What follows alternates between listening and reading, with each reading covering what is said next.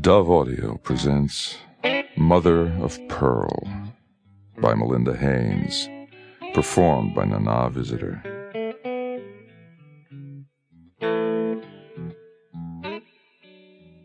One, Petal, Mississippi, 1956. Even Grade walked past the spot on the bridge where Kanan caught the bottle with his head and saw the blood mark was still there, but just barely. The 2-week bake of August sun beginning to mask its humiliation, blending the old man's emission to a color like that of rusted girder.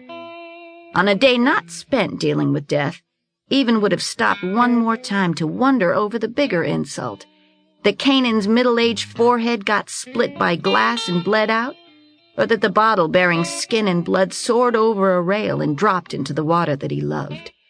Death or no, even suspicion was the same as 2 weeks back. Both were equally bad. Patting for his shirt front pocket that wasn't there, he fixed the mark on the sun and gauged the time later than normal by half an hour. Summed the Earth's indifferent swing as more proof of inconsequential man. On an ordinary day, he would have stood still in the spot, left foot in Hattiesburg, right foot in Petal, and considered the river leaf, the way the trees leaned in low as if made curious by their reflection, the way those leaning trees formed a diminishing edge that followed the water like the furrow of a snake. On a day less strained, he would have made a box of his hands and peered through like a blinded horse, feeling less overwhelmed by the viewing of segments.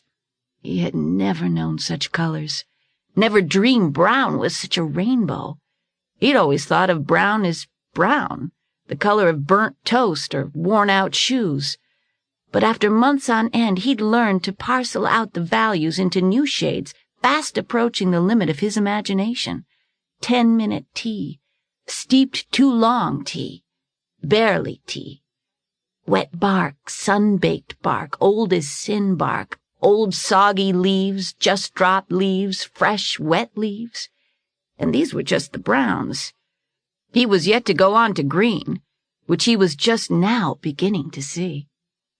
Sniffing the air, he drew in smells of hot grease and pork, meat grilling somewhere inside Petal's boundaries.